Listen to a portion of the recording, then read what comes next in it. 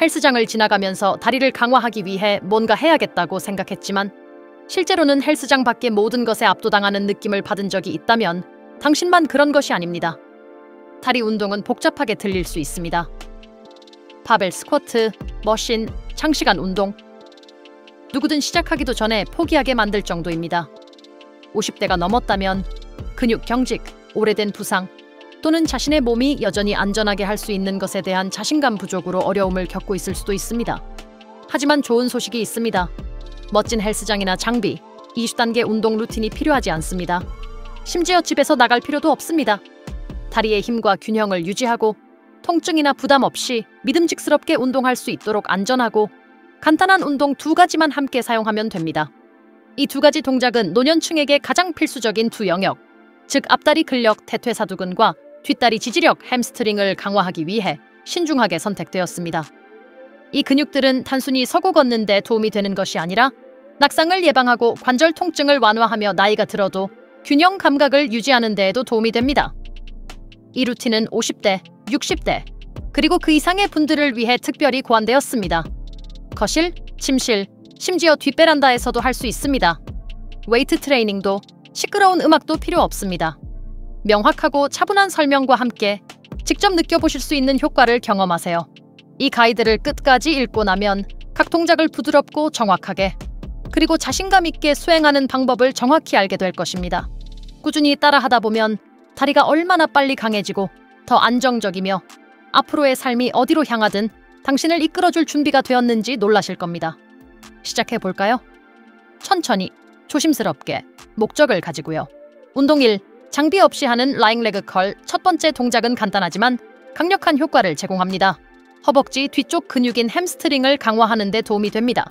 이 근육은 무릎을 지지하고 엉덩이를 안정시키며 걸을 때, 의자에서 일어날 때, 계단을 오를 때 균형을 잡아주기 때문에 50세 이상에게 특히 중요합니다.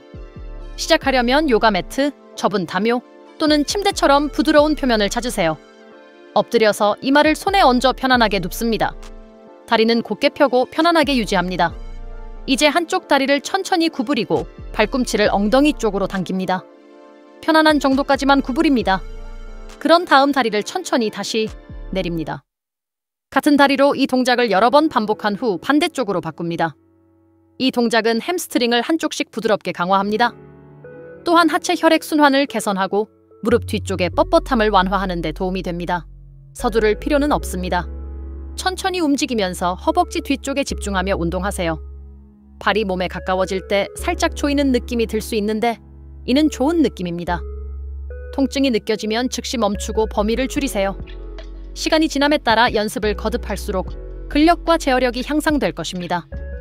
50대 이상의 많은 사람들이 다리 앞쪽이 뒤쪽보다 더 강하게 느껴진다고 느낍니다.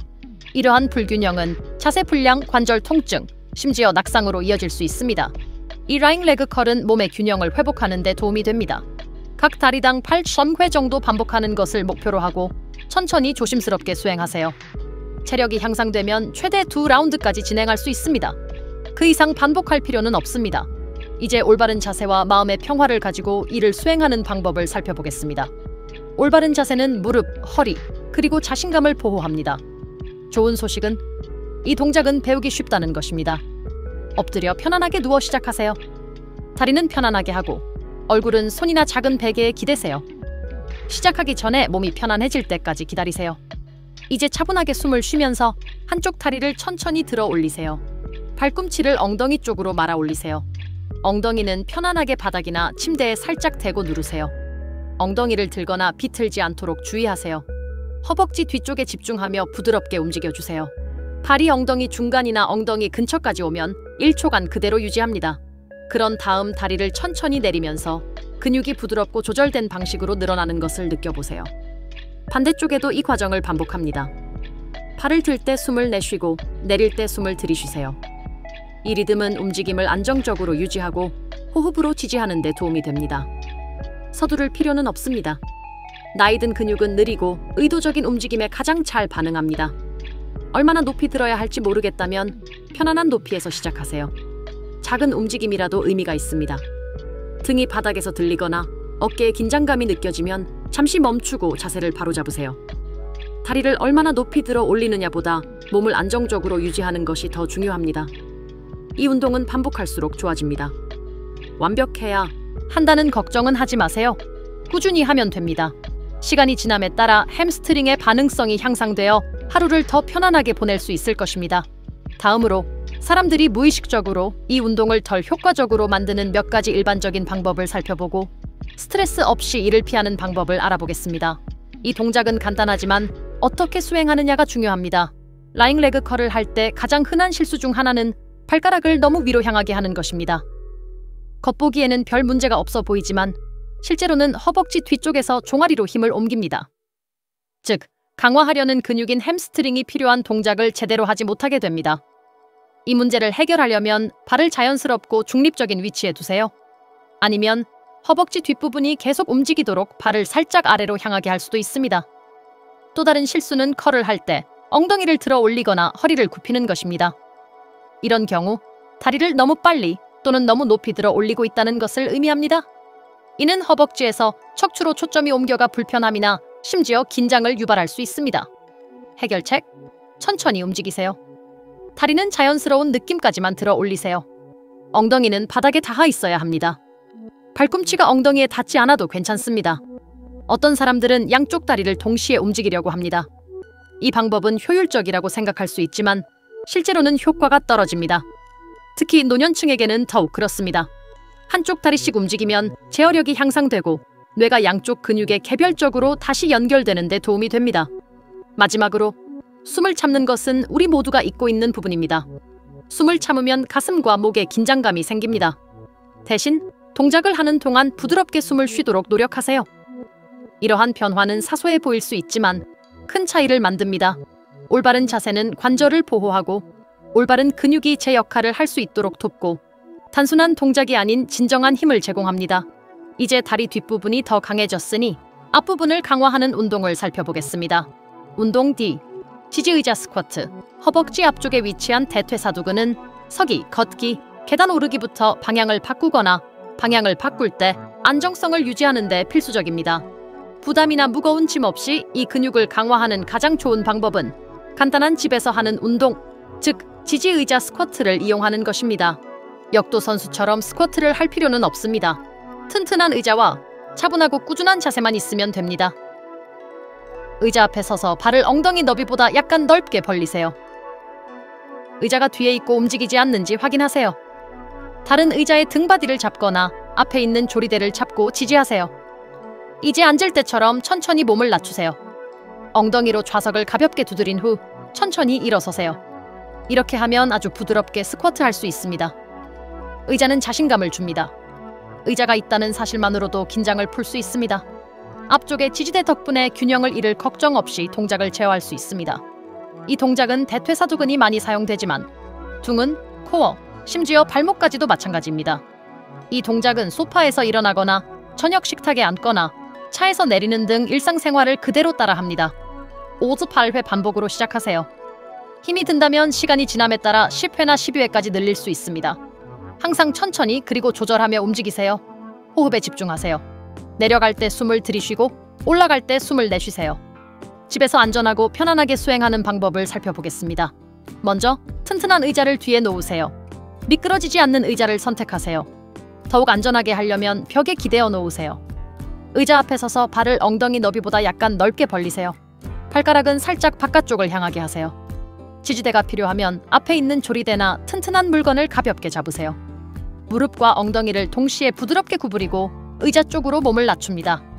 넘어지거나 떨어지지 않도록 주의하며 조심스럽게 움직이세요. 가슴을 펴고 등을 곧게 펴세요. 엉덩이가 의자에 살짝 닿으면 잠시 멈춥니다. 완전히 앉지 마세요. 그런 다음 발로 의자를 누르고 천천히 일어서는 자세로 돌아갑니다. 얼마나 낮게 앉느냐가 중요한 것이 아니라 얼마나 안정적이고 통제력이 있느냐가 중요합니다. 확신이 없다면 자신감이 생길 때까지 앉았다 일어서는 연습부터 시작해보세요. 점차 앉지 않고 의자를 두드리는 동작만 하도록 노력하세요. 허리가 아닌 허벅지 앞쪽을 사용하여 들어 올리는 데 집중하세요. 너무 앞으로 숙이거나 무릎이 너무 안쪽으로 들어가지 않도록 하세요. 무릎에서 바깥쪽으로 부드럽게 밀어주면 자세를 유지하는 데 도움이 됩니다. 호흡을 차분하게 유지하세요. 몸을 내릴 때 숨을 들이마시고 들어올릴 때 숨을 내쉬세요. 이 리듬은 움직임을 지지하고 긴장을 완화하는 데 도움이 됩니다. 이 동작은 기본적인 것처럼 보일 수 있지만 그 효과는 확실합니다. 많은 사람들이 일주일에 몇 번 의자 스쿼트를 하는 것만으로도 자세가 좋아지고 무릎 통증이 완화되며 활력이 증가한다고 합니다. 이제 이 운동을 신체에 더 안전하고 효과적으로 만들어줄 수 있는 몇 가지 간단한 교정 방법에 대해 이야기해 보겠습니다. 의자 스쿼트를 할 때 흔히 나타나는 습관 중 하나는 무릎을 안쪽으로 굽히는 것입니다. 특히 발이 너무 가까이 붙어 있거나 엉덩이가 뻣뻣하게 느껴질 때 자신도 모르게 무릎이 안쪽으로 굽어질 수 있습니다. 무릎이 안쪽으로 굽으면 관절에 압력이 가해져 근육이 제대로 활성화되지 않습니다. 간단한 해결책은 의식적으로 무릎을 발가락과 일직선으로 유지하는 것입니다. 무릎을 부드럽게 밀어낸다고 상상해 보세요. 세게 밀어내는 것이 아니라 일직선을 유지할 정도로만 밀어내면 됩니다. 또 다른 패턴은 몸을 너무 앞으로 숙이는 것입니다. 이는 불안함을 느끼거나 너무 빨리 일어서려고 할 때 자주 발생합니다. 체중이 발가락으로 쏠리고 허리가 모든 것을 떠맡게 됩니다. 균형을 유지하려면 발 전체, 특히 발꿈치에 체중을 실어보세요. 서 있을 때 발꿈치로 바닥을 누르는 것을 상상하는 것도 도움이 됩니다. 어떤 사람들은 숨 쉬는 것을 잊어버립니다. 생각보다 흔한 일입니다.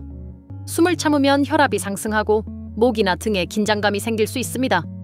숨을 들이마시고 내쉬면서 숨을 쉬는 것을 잊지 마세요. 크게 들이마실 필요는 없고 일정한 속도로 내쉬면 됩니다. 마지막으로 동작을 서두르는 것은 흔한 도전입니다. 빠른 움직임은 불안정하게 느껴질 수 있으며 가속도는 근육에 필요한 활동을 빼앗아갑니다.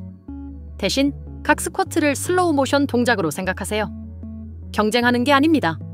빠르게 움직이는 게 아니라 몸을 잘 움직이도록 훈련하는 겁니다.